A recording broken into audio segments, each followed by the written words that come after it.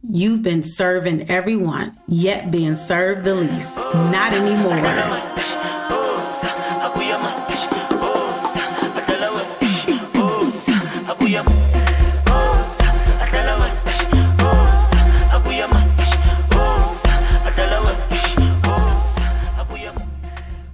Hey y'all, I'm back. Last episode in Gaborone, Botswana. Thank you guys for joining me. Again, like I told you guys, we're going to talk about 4 things I learned so far living abroad and dealing with the men around the continent.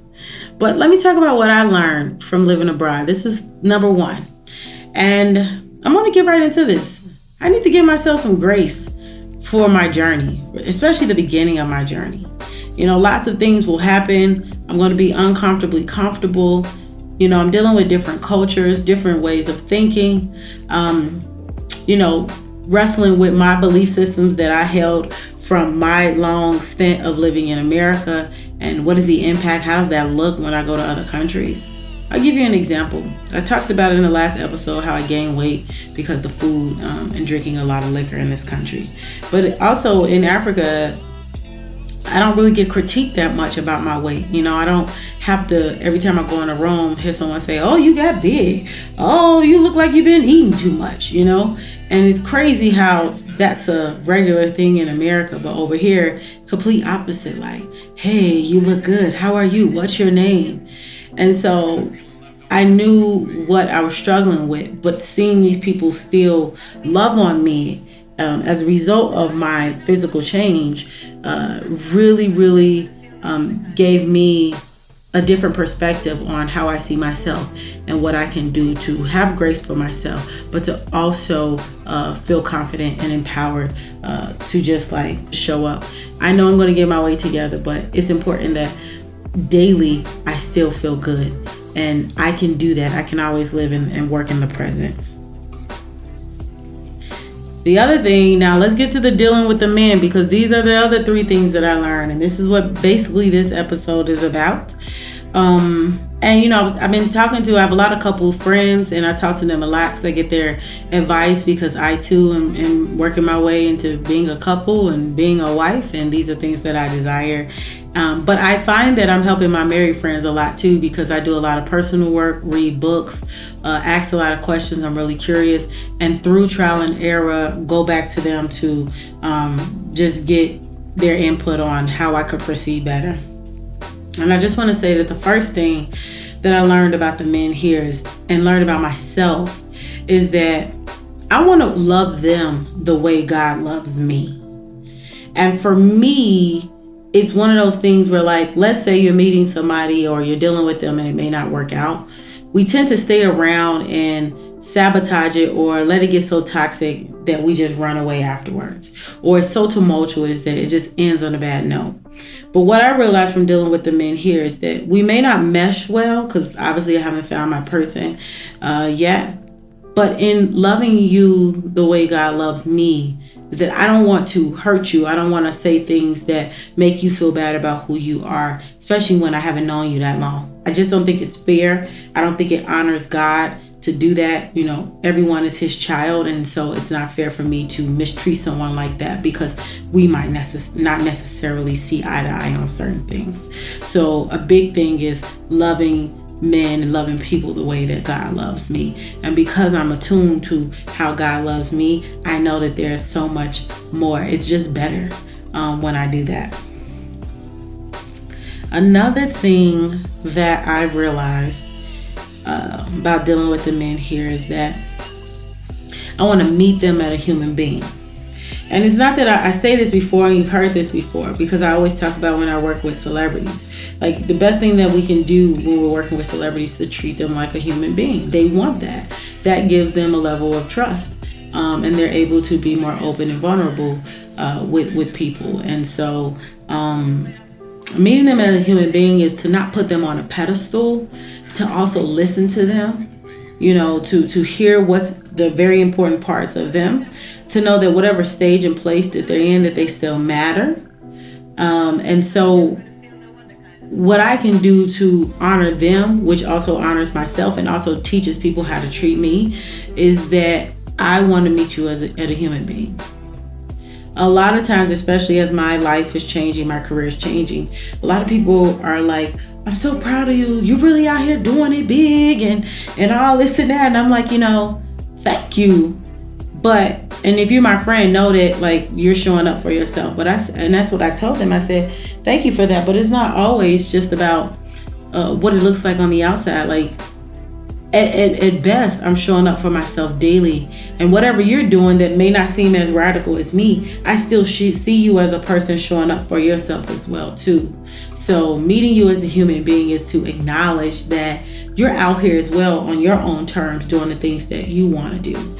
And I want to say that to the person that I call friend or the person that I call client. Like, it's important that we both do that for each other. And even though I have been doing that, I really learned the impact of doing that and how it brings peace to my life and how other people feel really good having me in their life and also just feeling good about themselves. So, I have no problem with meeting you as a human being because that's what we are, right? We don't have to be more than that. God is already that and has promised us so much.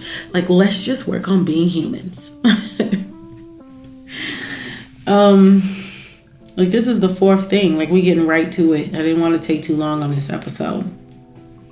But my thing is, and this is so important that I've learned, right? Probably the most important is that I want to let the problem be the problem and not make you the problem. A lot of times, that's what guilt and shame is. Guilt is like, I did something wrong. Shame is like, I'm a bad person. And you're not. Like, that's what having grace is about. Like, we're gonna make mistakes. We are human. So as I talk to my couple friends and I tell them, like, let's just focus on what the problem is, because I feel like you're reacting like something is wrong with you. And nothing is wrong with you. You're perfect. You're perfectly made.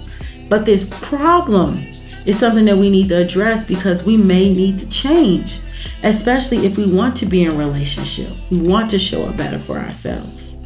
And so letting the problem be the problem means that I'm going to step outside of my feelings and I'm going to still show up for us in this thing called relationship and let the problem be the problem. Also, as I went through this experience in these different countries, right, and I wasn't having the best experiences sometimes, I sometimes question myself, is there something wrong with me?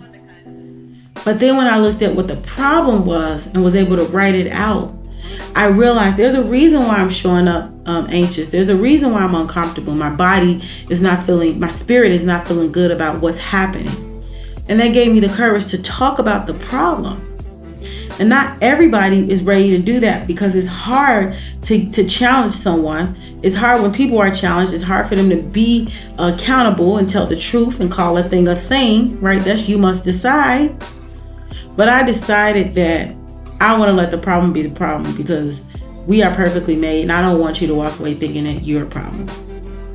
But I think in all of these, it gives us the grace that if things aren't working out or not serving us for the life that we want to live, that we are able to actually also move on and get to the desires of our heart and get to people who honor us in the way we want to go in life. So letting the problem be the problem was huge for me in this situation.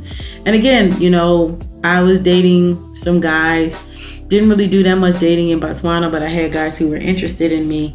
And right away, I was able to step away or chose not to continue talking because I just knew that it's not worth it to tell you about you. You're navigating this world the same way I am. We might be moving at a different pace. You might be in front of me. I might be in front of you. But ultimately, I don't need to treat you bad for a problem that we cannot resolve right now. And I think about the one guy that I talked about early on in my episodes because he still calls. Sometimes we talk. And he's probably the biggest person that I had to confront with the things that I've learned. And by all means, I just want to love him the way God loves me. I want to meet him as a human being. And whatever we don't agree with, I want that to be a problem and not us. And that's really something that's important to me. So I'm closing out this journey.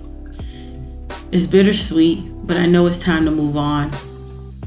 There's so many things I want to do, so many emotions that I have. I was so ready to go a few weeks ago, but now as I'm saying goodbye to everyone, my friends came over and helped me pack. The bags are all packed. The apartment is ready to leave. The ticket is booked. I'm checked in. I'm ready to go.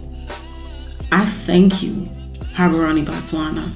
It was an honor to be in your country. It's an honor to serve in this country. You changed my life. I knew that when I came here, I told people, I'm not gonna leave here the same. My life will be completely different.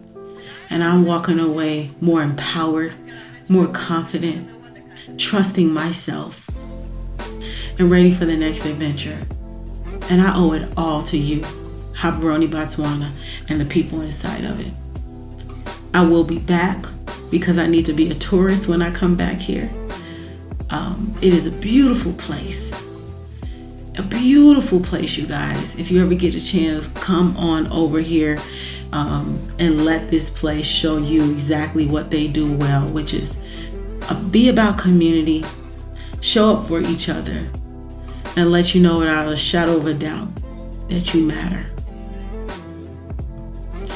Until next time, I'll see you guys in Accra, Ghana.